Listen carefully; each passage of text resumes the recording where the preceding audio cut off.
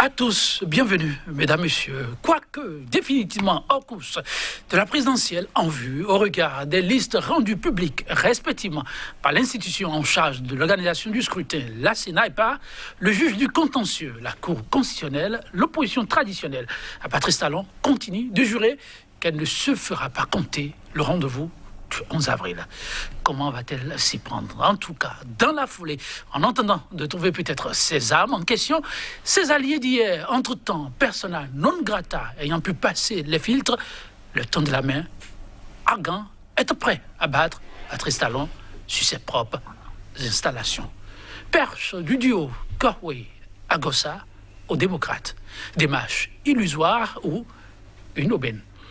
Le débat, c'est tout de suite et maintenant, mesdames, messieurs. Avec nous en plateau, Gilles-Christ Tchidi. Il n'est plus à présenter, journaliste, il est analyste. Gilles-Christ Tchidi, bonjour à vous. Bonjour Joël Etanji, bonjour à tous nos téléspectateurs. Et vous répondez à leur façon, en face de vous, pour l'instant débat. Habib Isaac Adjaï, il est le coordonnateur national adjoint du projet TC 2021, Talon Caution 2021. Donc, très organisé pour conduire Patrice Talon une fois encore vers le fauteuil présidentiel. Habib Isaac Adjaï, bonjour à vous. Bonjour Joël Etanji. Et merci de répondre à notre invitation. C'est toujours un plaisir et bonjour aux amis téléspectateurs. Oui, mesdames, messieurs, ça va très vite depuis que le juge du contentieux a tranché. Ils sont un certain nombre de formations, pour ne pas dire deux autres ensemble, à côté du duo Patrice Talon-Talata Zimé. Dans le lot, il n'est plus à présenter Corentin Kowe, très silencieux depuis ce mouvement de l'opposition pour parler du parti Les Démocrates, mais à ses côtés, le virevoltant et René Agossa. Récemment, ils ont donné de la voix. De la voix pour signifier toute leur appartenance à l'opposition et mieux encore, le cœur qui battrait très fort pour les démocrates. Isaac Adjaï, vous les avez suivis. Oui, Joël Etanji, merci. Je dirais, avant de poser le diagnostic du Parti des démocrates, que le vent a soufflé et que tout le monde a vu le derrière de la poule pour dire que simplement la montagne a accouché d'une souris. Le parti, soi-disant le plus grand parti de l'opposition, était simplement à la recherche de son existence légale pour faire un gros bébé dans le dos du peuple. C'était simplement un marché de dupes, j'aurai le temps de le développer tout à l'heure. Alors, je reprécise une fois encore, le débat, pas forcément les démocrates, mais cette sortie de ces militants appartenant aux démocrates au départ, eux qui vont pouvoir compétir le 11 avril et qui désormais tendent la main à leur famille du départ, famille dont ils sont rejetés. Isaac Adjaï, je reviendrai donc sur ma question, mais alors, je donne d'abord la parole à Gilles-Christ Tchidi. Cette actualité, qu'est-ce qu'elle vous inspire ?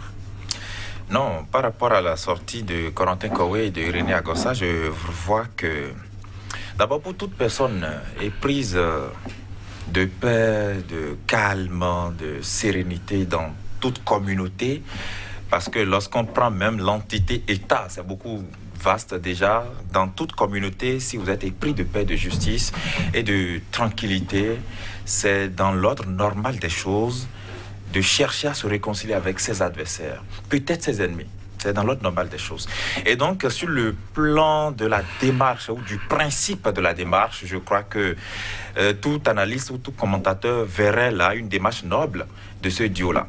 Mais j'ai eu la chance d'assister en direct à tout ce qu'ils ont fait. J'étais dans la salle et j'ai écouté effectivement les deux candidats clamer leur volonté de retourner aux démocrates si tant est qu'ils s'estiment hors, parce que là on les a suspendus et ils ont dit bon, tant qu'on ne nous a pas exclus, nous nous considérons toujours au sein donc du parti Les Démocrates.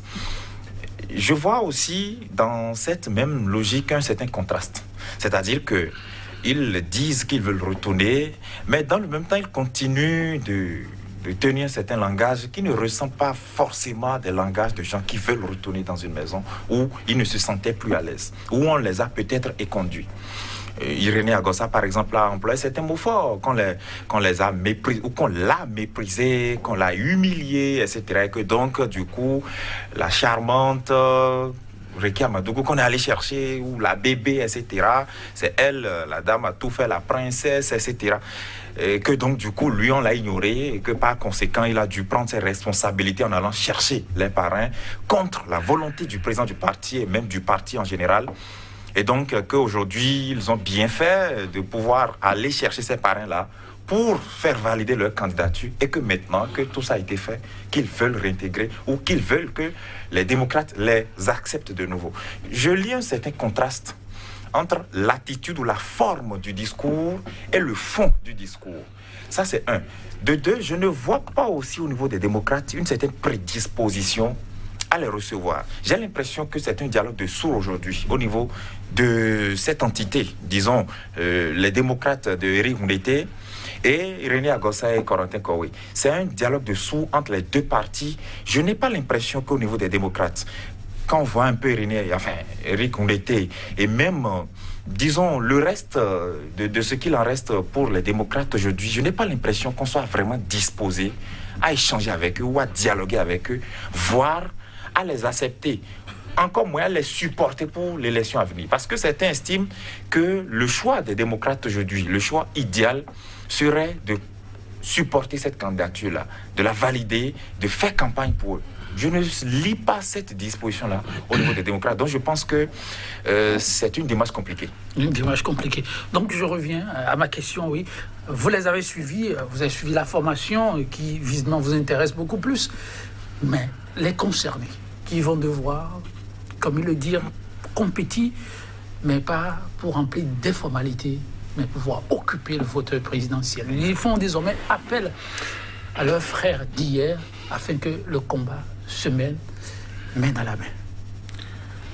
Nous ne pouvons pas parler du duo Corentin Koué, Irénée Agossa sans poser un diagnostic. Allez-y. Sans parler des démocrates, sans parler de l'opposition en général. J'observe que dans ce parti, tout en étant d'accord avec vous, leur sortie médiatique, qu'est-ce que cela vous aura inspiré, vous, en tant qu'acteur politique? Je vais chuter là. Ok. J'observe que le parti des démocrates, dans leur ensemble, il y a 3 voies, V-O-I-E, ou courant. Le premier courant, la première voie, c'est les purs démocrates. Ceux qui veulent gagner les élections, ceux qui veulent l'alternance au sommet de l'État par la voie des urnes, tout en respectant les textes de la République. Bien sûr, de vrais opposants, mais démocrates. Ce courant est représenté par, aujourd'hui je vois, le vice-président Corentin Koué et M. Irénée Agossa, le vice-président du Parti Les Démocrates. Le second courant, c'est ceux-là qui veulent, qui font semblant de vouloir aller aux élections, qui font semblant d'être de vrais démocrates, qui font semblant de respecter les lois et les textes de la République, mais tout en se piégeant eux-mêmes pour se faire exclure dans le processus électoral. Ceux-là, je les représente par le président Ndété,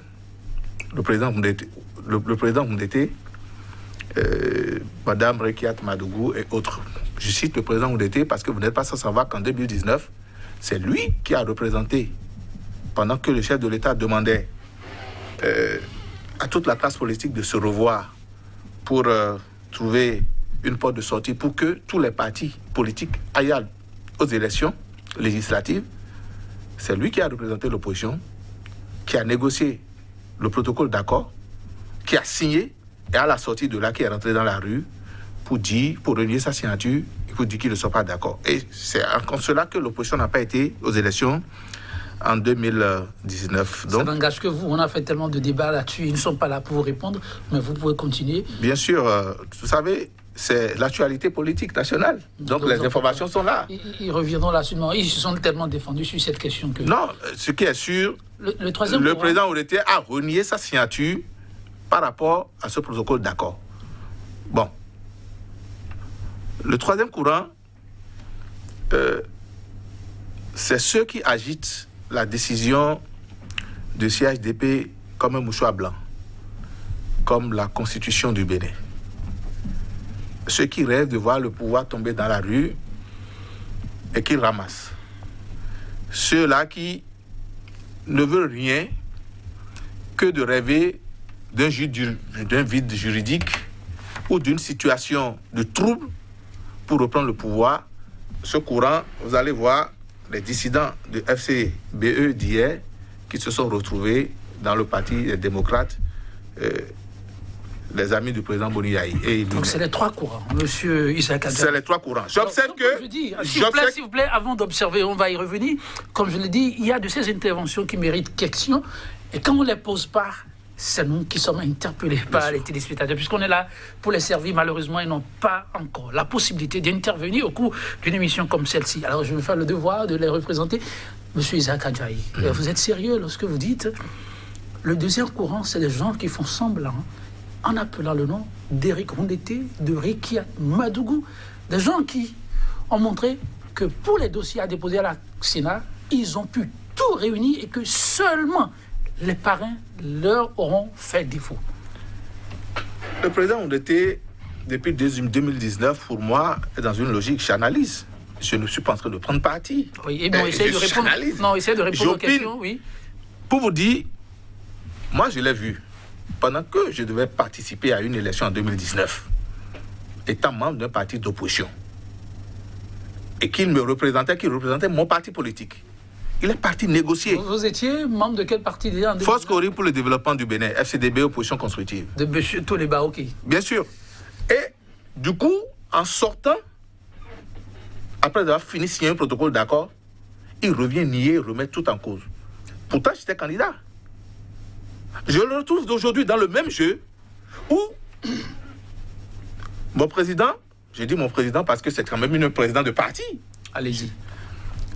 Monsieur l'honorable Éric Rondeté, qui dit à la face de la Sénat, à la face du monde, à la Sénat, que même si on nous donnait des parrains, nous n'en voulons pas. Il a dit à la face du monde. Au même moment, la candidate qu'elle soutient, ou, je dirais, qu'il fait semblant de soutenir, a déposé ce dossier sans les parrainages.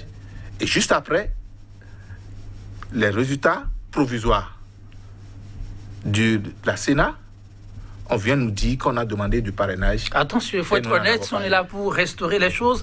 Nous avons suivi, j'imagine le peuple a suivi, nous faisons un peu la mémoire de ce peuple-là, sa déclaration pour dire qu'elle se bat pour le parrainage. Ça a été depuis le dépôt de dossier à la Sénat, ça elle a dit. Mais c'est vrai que le président du parti a tenu les propos qu'il a tenus. Mais la candidate a dit qu'elle se bat pour avoir les parrains et qu'il y en a qui déjà disent qu'il y a des blocages. Et comment se fait-il qu'elle dit qu'elle se bat pour avoir les parrainages et son président qui l'a accompagné pour le dépôt de ces dossiers dit les parrainages, même si on nous donnait, on n'en veut pas. Le président René Agossa, dans cette déclaration, plusieurs fois l'a martelé. Ça a daté, c'est une situation qui datait d'avant le dépôt des dossiers à la candidature. Pendant que le processus était engagé, lui, tout au moins, je tiens à parler de ses propos, a dit qu'il allait voir son président, le président de son parti, chez lui à la maison, pour lui dire qu'il a pu avoir des parrains. Et il a supplié, de ne plus en parler.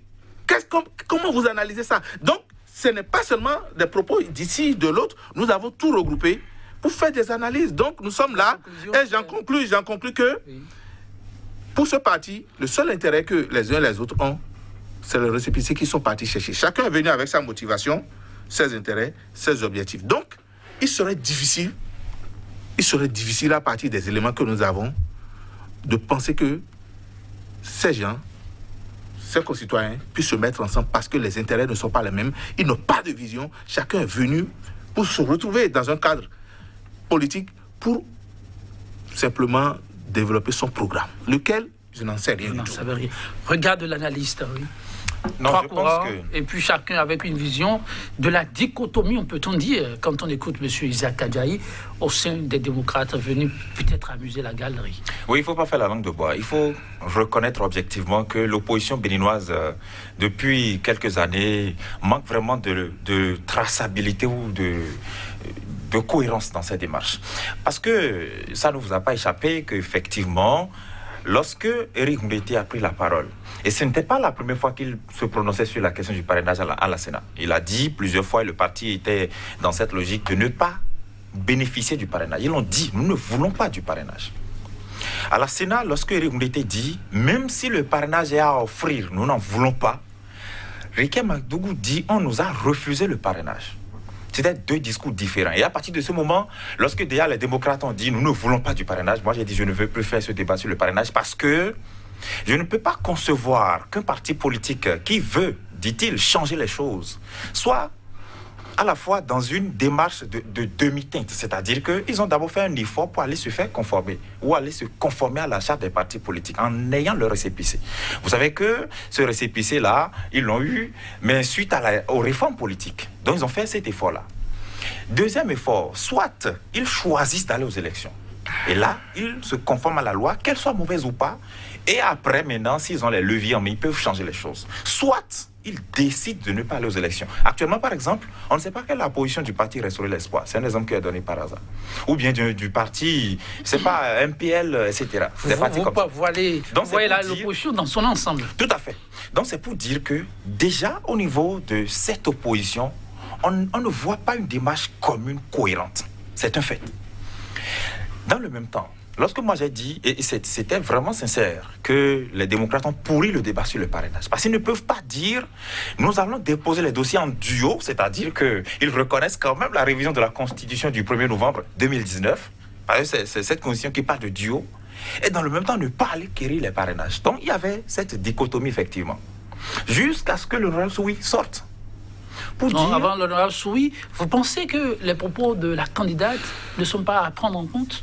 Tout à fait, parce que la candidate, elle a parlé à la première personne du singulier. Elle a dit, j'ai démarché des élus. Même à l'occasion de sa conférence après la Sénat, elle a fait une grande conférence où elle s'est exprimée longuement. Elle a dit, j'ai contacté des élus. Des élus sont venus me voir pour dire, venez nous sauver, etc. On en a marre, etc., etc.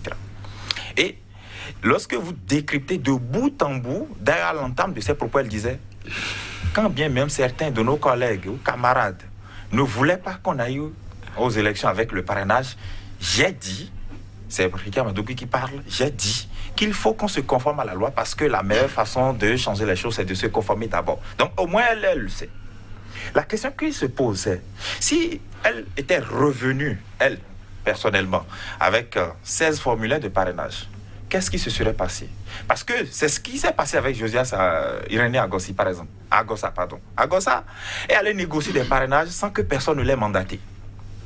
À titre personnel. On ne sait pas comment il a fait, mais il est allé voir Éric Mbete pour dire, je sais comment on peut avoir le parrainage. C'est vrai, Éric Mbete est blâmable, on peut lui dire, comment se fait-il que tu veuilles aller aux élections? À moins qu'ils ne veulent pas aller aux élections. À moins, parce que ça aussi c'est un choix. On peut choisir de ne pas aller à telle élection ou à telle autre parce qu'on estime que celui qu'on a en face est peut-être un peu trop fort ou est ceci ou cela. On peut choisir de ne pas aller à l'élection. Mais s'ils choisissent d'aller à l'élection, il faut qu'ils aient une démarche cohérente, commune, ce qui n'a pas été le cas. Mais la candidate dit, ils sont venus me voir, j'ai négocié des parrainages. Et puis, patatras, ils m'ont dit, c'est ce que Ricky Madougou a dit, qu'on leur a confisqué les formulaires. Ça, c'est elle qui l'a dit. Mais je vous dis, jusqu'à ce niveau-là, j'ai estimé, ça n'engage que moi, que ce sont des propos de politique, parce qu'il faut prendre toujours ce que les hommes politiques disent avec pincette. Elle ne peut pas me dire, oui, qu'elle a négocié, alors que je sais que la position du parti, c'est de ne pas aller quémander le parrainage ou de ne pas aller demander le parrainage. Elle peut me dire qu'on a confisqué les formulaires, que c'est trop facile. J'en étais là, jusqu'à ce que l'honorable Soui sorte. Pour dire, moi, on m'a confisqué mon formulaire, sinon je l'aurais donné à Ricky Madougou. Ça porte un grand pavé dans la mare. On en était là comme si ça ne suffisait pas. Ricky Madougou dit, j'ai des captures d'écran. Ils sont venus me voir, je persiste, je signe. Ce sont eux qui m'ont suscité. Parce qu'elle a dit, c'est compte tenu de leur insistance qu'elle s'est décidée à être candidate. OK.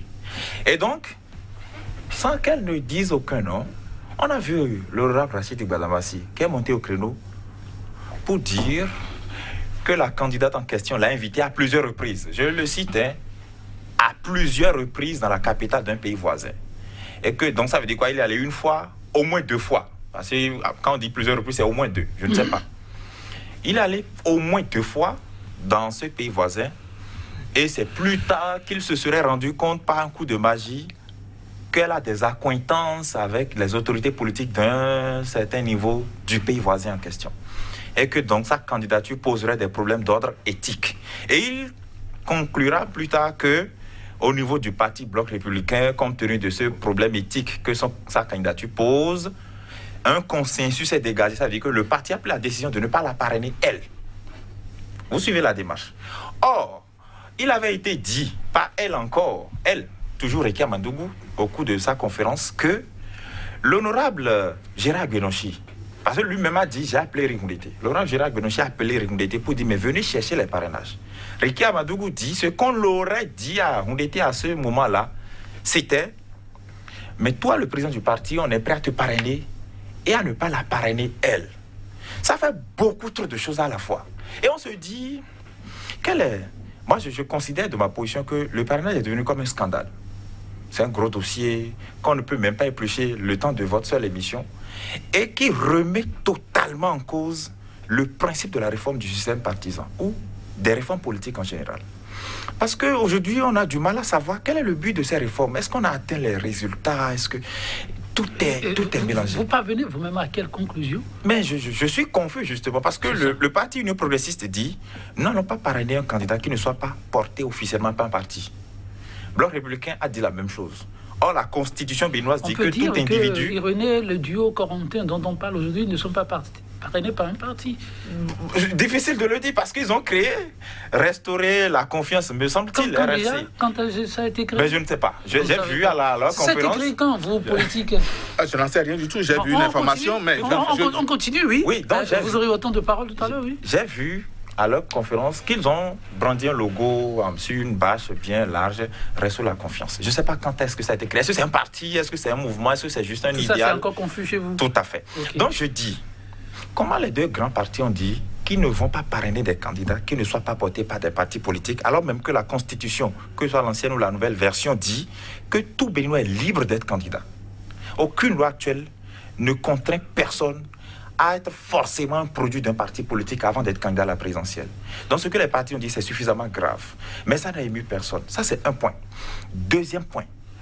Au nom de quoi les hommes politiques de leur rang, toutes tendances confondues, peuvent se prévaloir d'un certain rôle, de qualifier de fantaisiste ou de problème d'insécurité ou de problème d'éthique la candidature d'un autre homme politique comme eux? Je ne comprends pas. Parce que je ne conçois pas que eux, ils s'estiment suffisamment blancs-seings ou moralement qualifiés pour être soit maire, soit député, soit je ne sais qui, en estimant que de l'autre côté, un autre homme politique ou une autre personne politique ne soit pas qualifié pour être candidat au lieu de laisser le peuple valider. Parce que c'est le peuple qui doit voter. Quelle est cette réforme-là qui fait que les hommes politiques, eux, de leur piédestal, puissent déjà commencer à juger en lieu et place du peuple? Donc ça pose plusieurs problèmes. La réforme du système partisan nous aurait-elle aidé à sortir la tête de l'eau? On nous débat, on y revient, mais en attendant, on oublie. On évolue plutôt dans la logique de ce qui nous unit. Oui, je voudrais rebondir par rapport à 2 aspects de son intervention. Lesquels? Le premier aspect, c'est le parrainage. Le système partisan, mis à l'épreuve par ces élections. Quelle élection? Par cette élection présidentielle. Cette élection-ci? Cette élection-ci. Système partisan? Non, je veux parler de la loi sur le parrainage. Oui. Ça s'est très bien passé. Ça s'est très bien passé? Très bien passé. Bon, expliquez-vous. Très bien, dans la mesure où ceux qui ont été organisés et qui ont respecté la procédure ont eu le parrainage. C'est ça. Et c'est pour cela que je vous parlais du second courant des démocrates que représentent ceux-là qui aujourd'hui qui sont en difficulté et qui animent la vie politique par rapport au parrainage. C'est des gens qui étaient sûrs que s'ils allaient légalement, rigoureusement, ils suivaient la loi, le respect de la loi, ils allaient aux élections, ils allaient se casser la figure contre le président de la République. Je vous ai dit... Vous avez constaté que par la suite, ils ont pu remplir toutes les conditions. Maintenant, si vous parlez un peu... Je vous dis, c'est une stratégie. Donc, il a parlé de cela tout à l'heure, que c'est stratégique. Oui, donc, en politique, c'est stratégique. Nous allons le faire et après... Monsieur Isaac Adjaï, oui. Mais lorsque ceux-là ont tenu ce discours un peu bivalent, et par la suite, la candidate dit « Je m'engage pour les parrains ». Qu'elle commence les démarches. Qu'est-ce qui empêche de lui accorder Vous engagez. Elle a dit ça à quel moment?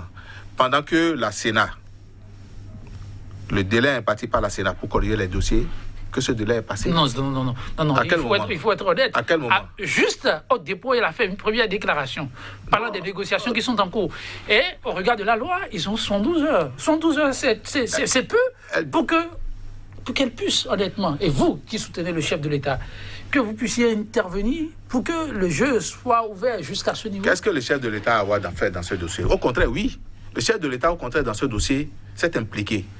A impliqué son lobbyisme d'abord en premier lieu pour qu'ils aient leur récépissé, quand bien même leur dossier était en difficulté au ministère de l'Intérieur. Donc, attendez, monsieur. Ce n'est pas tout. Le chef de l'État a promis au peuple béninois... Regardez bien. Le chef de l'État a promis au peuple béninois que les élections seront des élections inclusives. Qu'est-ce qu'ils ont fait pendant qu'ils étaient en difficulté? Parlant du chef de l'État, monsieur Isaac Adjaï, vous dites des choses intéressantes. Oui. Le chef de l'État est-il intervenu personnellement afin que le récépissé soit délivré finalement aux démocrates? Moi, j'ai fait une partie de la tournée du chef de l'État avec le président de la République et je l'ai entendu dire, tenir des propos, je ferai tout ce qui est à mon pouvoir pour que les démocrates aient leur récépissé. Il s'est impliqué, il a mis son lobbyisme. Okay. Je pense que... Mais c'est quand même... Au cours de cette même tournée, il a dit, donc vous dites qu'il a dû s'impliquer pour qu'ils aient leur récépissé. Non, je pense que oui, parce que c'est quand même le président de la République. Donc, si les gens... Mais il a dit aussi qu'il aimerait bien compétir avec les voix pour le scrutin. Mais s'il a dit... Même titre que la FCVE. C'est un souhait. Lui, il veut bien compétir avec eux. Alors, si parce qu'ils ont peur de se casser le visage. Non. Et ils sont rentrés dans une procédure... J'ai rappelé tout à l'heure, et les archives sont là, une déclaration faite par la candidate. Non, au moment de déposer, alors qu'on a encore, s'il vous plaît, on a encore 72 heures. Est-ce que c'est trop tard pour l'information soutenant le chef de l'État? Le chef de l'État qui s'était engagé pour eux, pour tous les Béninois, pour tous les partis politiques, pourquoi est-ce qu'à ce moment-là, ils ne l'ont pas sollicité pour s'impliquer afin que quelque chose leur soit fait? Donc le fautif, en 2019, qu'ils vous souviennent, pendant que toute la classe politique était en difficulté à la Sénat, le chef de l'État a fait quoi? Il nous a tous réunis, il a réuni toute la classe politique. Il a dit, nous sommes en difficulté, nous devons sortir de là. Partez, entendez-vous, trouvez une porte de sortie pour que toute la classe politique aille aux élections. Qu'est-ce qu'il fera de mieux? Alors, en somme, Patrice Talon quand même a eu une opportunité. On pousse les démocrates pour qu'ils aillent aux élections. Je vous ai dit, ceux du second courant du parti Les Démocrates, c'est le même scénario que 2019. Merci bien. Ils ne veulent pas aller aux élections. Maintenant, le second aspect sur lequel je voudrais revenir quand... ça m'a échappé. Ça vous reviendrez. Par rapport à la question du parrainage, c'est intéressant qu'il ait dit que ça s'est bien passé. C'est très intéressant.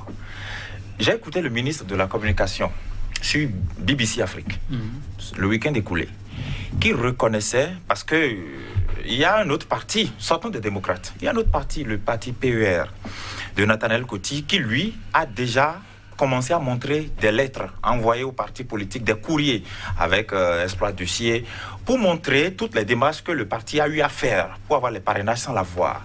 Et on a posé la question au ministre de la Communication qui dit qu'il ne s'agissait pas d'écrire des lettres, qu'il s'agissait d'aller convaincre les partis politiques qui avaient les parrainages. Ça veut dire quoi? Ça veut dire qu'au-delà des démocrates, il y a encore d'autres partis politiques qui avaient fait les démarches parce qu'il a parlé d'être organisés.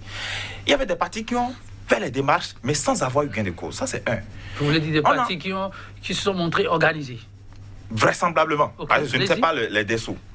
On a aussi d'autres candidatures. Juste là, c'est vrai, Joël Aïvon ne s'est pas prononcé clairement. Lui n'a pas fait de déballage. C'est le déballage qui nous donne de la matière, nous. Tout à fait. Je ne sais pas, parce que Joël Aïvon dit, oui, le chef de l'État n'a pas voulu prendre de risques, etc. Mais si tant est que les partis n'ont pas voulu, je dis voulu, parrainer la tête de tel, au détriment de tel, c'est qu'il y a déjà mal donne. Ça, c'est un. De deux, si un parti politique a pu faire des démarches, envoyer des courriers, pour ne pas avoir de retour, alors même que ceux qui doivent parrainer appellent d'autres à venir chercher le parrainage, par exemple, c'est qu'il y a aussi un problème là. Parce que les élus ont dit, nous avons appelé tant pour venir chercher le parrainage. Alors que de l'autre côté, d'autres partis vous écrivent sans avoir de retour. Il y a vraiment de dichotomie. Donc je ne pense pas que le parrainage se soit si bien passé que ça. Mais les démocrates, je leur dis, hein, ils ont fait une grave erreur digne d'un gamin politique. Ils ne peuvent pas dire, on ne veut pas du parrainage. Je leur dis. Les partis, j'ai l'impression qu'on a même surestimé la candidature de Ricky Amadougou. C'est mon impression personnelle. On va revenir sur ce débat. On ne peut pas écrire aux partis politiques pour vouloir le parrainage. Ce n'est pas les partis politiques qui offrent le parrainage. Ce sont les élus du peuple. Non, c'est quand même. Il faut se rapprocher des élus du peuple. Je vous en prie, je vous ai laissé chuter. Très bien. Il faut laisser réaliser la loi. Dites-leur de lire la loi. La loi dit que ce sont des représentants du peuple, à savoir les députés et les maires qui offrent le parrainage. Pourquoi vous laissez ceux qui sont détenteurs? Est-ce que la loi précise les modalités, les conditions dans lesquelles on doit offrir ce parrainage? Est-ce que la loi dit, par exemple, qu'il faut appeler par téléphone? Est-ce qu'il faut aller faire un entretien face à face? Est-ce qu'il faut envoyer des courriers? La loi a précisé. La loi n'a rien dit. La loi n'a pas précisé les modalités. Si on me dit, moi, que vous êtes détenteur d'une ceinture de parrainage, c'est à moi de choisir par quelle manière je dois vous contacter. Mais on n'a pas écrit au président du parti politique. Le président du parti, lui, je pense, puisque la loi n'a pas dit, il faut écrire au président du parti politique. Mais dans le même temps, qu'est-ce que vous faites de la déclaration de ces élus qui ont dit, j'ai appelé le président de tel parti pour qu'il vienne chercher les parrainages, et il a dit, nous n'avons pas besoin, et j'ai rendu compte. Parce que l'élu qui a parlé a dit, mes chefs m'ont instruit pour les appeler. Si dans le même temps, c'était les élus qui étaient suffisamment si libres que ça pour décider, pourquoi les chefs doivent les instruire pour appeler tel parti? On ne peut pas empêcher un parti politique dans leur organisation interne. Monsieur Habib, on va évoluer. Merci. Décidément, oui, c'est un débat autour du parrainage. Oui, je constate, et c'est un débat qui n'en finirait pas. Oui. Deux plateaux ne suffiront non plus. En son temps, on reviendra sur la question des marches du duo Koué-Agossa. Que faut-il en retenir? C'est le débat qui nous unit. Mais avant de passer vraiment au palier de ce qu'il faut retenir de leur démarche, les chances de prospérer ou non, oui, ce serait intéressant de faire un petit arrêt sur le troisième courant dont a parlé M. Isaac Adjahi. Je vous pose la question. Vous parlez du courant de ceux-là qui s'accrochent à la Cour africaine des droits de l'homme et des peuples. Vous dites, c'est des gens... Ils s'accrochent à la décision des fauteurs de troubles. Des fauteurs de troubles. Oui, bien sûr. Parce qu'ils s'accrochent à la décision de la Cour africaine des droits de l'homme. La décision de la Cour africaine des droits de l'homme n'est pas la constitution du Bénin. Ça reste une décision de justice. Mais que dites-vous? Lorsque vous participez, je parle de l'État béninois, envoie des avocats se défendre devant cette cour et une sanction tombe et le Bénin ne respecte ça. Je ne travaille pas au ministère de la Justice. Vous aspirez, je ne travaille pas au ministère de la Justice. Vous aspirez gérer l'État. J'aurais du mal à apprécier cet acte. Donc vous n'avez pas d'appréciation? Non, je n'ai pas d'appréciation sur cet acte. Vous trouvez que les autres sont des fauteurs de troubles? Non, je trouve simplement... Oui. Non, ce n'est pas que ça. Quand on s'agite à faire des déclarations de gens incendiaires où on pense que le pouvoir, par magie, va tomber dans la rue, on ira ramasser. Qu'est-ce que vous pensez? Vous ne pensez pas que ce sont des troubleurs de troubles? Merci beaucoup. Ce sont des fauteurs de troubles. Alors, ce courant, s'il existe, parce que c'est Isaac Adjahi qui a mené cette démarche, pensez-vous qu'on puisse les considérer comme des fauteurs de troubles, ceux-là qui appellent à se mirer dans cette décision de la Cour africaine des droits de l'homme et des peuples? Bon, vous savez, personnellement, les décisions de la Cour africaine des droits de l'homme et des peuples, j'ai choisi de ne pas vraiment les commenter dans le fond. Pourquoi? Mais c'est pour des raisons personnelles. Okay. Mais ces gens-là dont on parle, moi, je ne suis pas qualifié pour juger ou pas qualifié, c'est compris. On va évoluer donc. On revient sur la décision de la posture. Corentin, Agossa, qui tendent la main à leurs alliés d'hier. À votre place, que feriez-vous? Ils sont déjà divisés. Et dans la division, on ne construit pas. Ils sont déjà divisés parce qu'ils n'ont jamais été ensemble. Divisés hier. Non, ils n'ont jamais été ensemble. Oui, bien sûr, c'est différent. Vous dites qu'ils sont déjà divisés. Non, ils sont pas. Vous dites qu'ils n'ont jamais été ensemble. Je suis en train de rectifier. Okay. Ils n'ont jamais été ensemble parce que, je l'ai dit, plutôt quand j'analysais tout à l'heure, je dis, ils sont venus avec leurs intérêts à eux-mêmes, leurs motifs. Je veux pas dire chacun aux démocrates, leurs intérêts à eux-mêmes, chacun, leur motivation et leurs objectifs. Il n'y a pas de vision d'ensemble. Il n'y a pas de motivation d'ensemble. Il faut faire la lecture de la crise. Et vous allez comprendre que cette crise aujourd'hui, avec tout ce qu'on entend ici et là, c'est personnel. Alors, ça n'a rien à voir... Que retenir de cette main tendue alors? Avec l'intérêt général. La main tendue, ce Dieu est dans son rôle. Ah, Dieu est dans son rôle. Ils sont dans leur rôle. Vous les voyez sur scène? Non, oui, ils sont dans leur rôle. Je vous dis... Qu'est-ce qu'ils veulent produire là? Oui, les politiques. Vous savez très bien ce dont vous parlez là. Je ne parle pas dans ce sens. Ils sont dans leur rôle de conciliateur pour voir s'il y a lieu de sauver quelque chose. Mais de loin, l'analyse que moi j'en fais, il leur sera très difficile de sauver quoi que ce soit.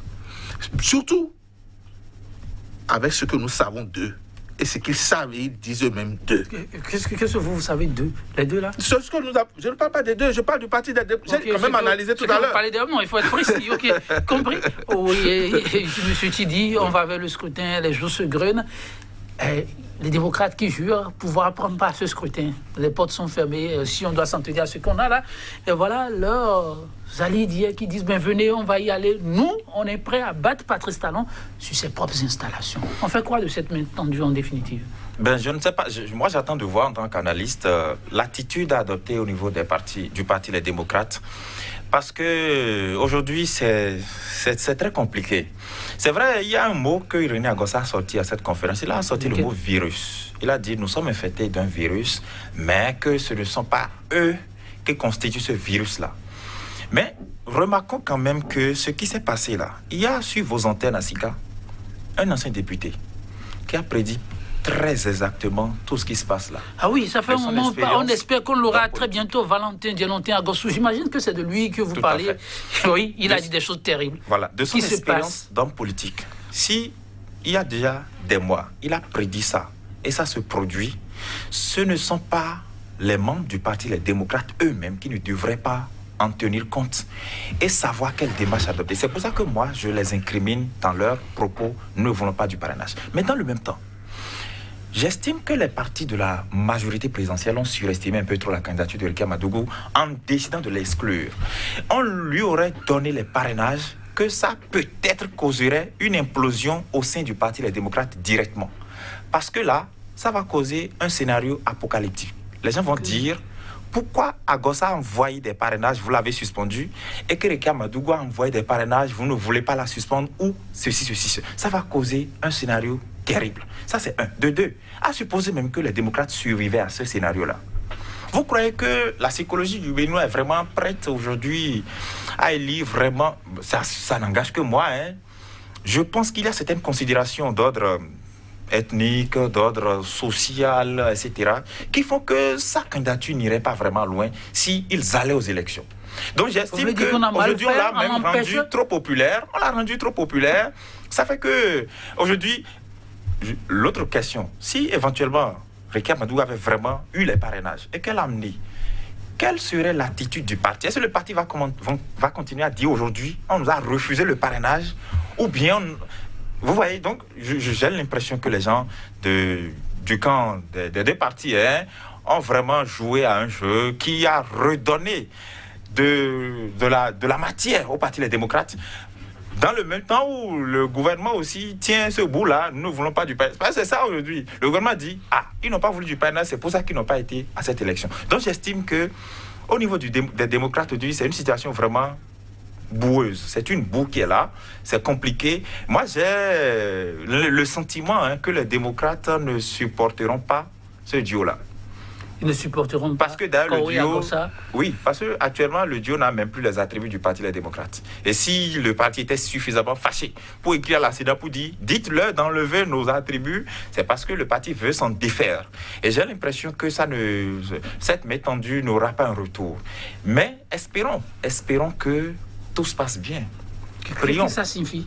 Non, prions pour que tout se passe bien parce que. Pour le duo qui veut s'asseoir dans le fauteuil ou bien vous parlez du Bénin en général? pour tout, voilà, pour le pays. Parce que prions pour que tout se passe bien. Est-ce qu'il faut prier lorsqu'on a suivi le chef de l'État qui dit 11 avril sera un jour festif? Ah, si 11 avril va être un jour festif, les jours se succèdent et un événement se prépare. On est d'accord? Un événement se prépare. Si vous voulez organiser une fête et vous dites à vos amis, je vous promets du grand ou du lourd, c'est parce que vous prenez les dispositions.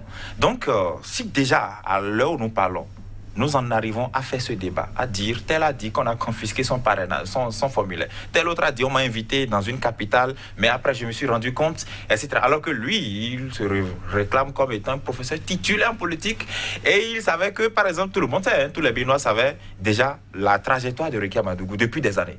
Et ce n'est pas après avoir été 3 ou 2 fois dans une capitale qu'on se rend compte de qui elle est. Donc ça fait beaucoup trop de choses. C'est pour dire que prions vraiment pour que tout aille bien. Le souhait de tous, de vous, de mon vis-à-vis, de moi-même et de tous nos téléspectateurs, c'est que le pays continue de tourner calmement et je crois quand même que ça ira. Merci beaucoup. Oui. Mais vous ne pensez pas que...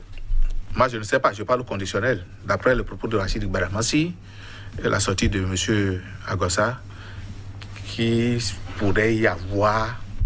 Moi, je doute, je pense même que il y a un fond quand même de vérité, parce que on dit qu'il y a complot contre le Bénin, ou au point où les gens sortent des milliards pour aller acheter les étudiants.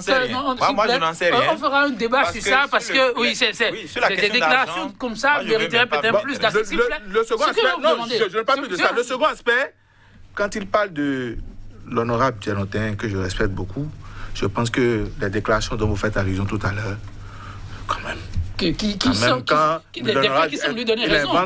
Non, quelle raison? Quand il invente, parce que il a une accusation dans ses propos. Monsieur Habib, il a dit, on parle des faits, on parle des élections, on parle des démocrates. Et c'est dans cette logique qu'il a parlé. Djanotin a parlé de tellement de choses. Il dit les démocrates n'iront pas aux élections. En leur sein même, on trouvera la formule pour créer la division qu'il faut. Aujourd'hui, on se rend compte. On ne sait pas. En tout cas, on constate tous qu'ils ne vont pas aux élections. C'est vous qui dites on, parce que lui, il a été précis dans cette... Non, attendez. Donc vous avez suivi? Non, vous avez suivi? C'est ce qu'il a dit? Oui. C'est mon rôle de suivre l'actualité et d'analyser. Non, il faut rapporter, exactement. Oui, mais attention, parce que c'est très bien ce que vous avez dit. Non, je pense quand même que c'est trop vite fait. C'est trop vite fait. De l'actualité, en fait. C'est ce pan qui s'avère maintenant factuel que moi j'ai considéré. Je ne considère pas toutes les autres positions parce que Monsieur Sidi, le réalisateur nous dit qu'on va devoir poursuivre très bientôt. Et donc ça va être pour un autre plateau. Vraiment, je suis désolé, monsieur Habib, vous avez pu passer votre message comme vous le souhaitez. Tout le bonheur pour votre candidat. Et vous, on souhaite, en tout cas pour le peuple béninois, la paix, rien que la paix. Chers téléspectateurs, on va malheureusement s'en arrêter ici. À très bientôt pour notre plateau de 100% Bénin. Au revoir.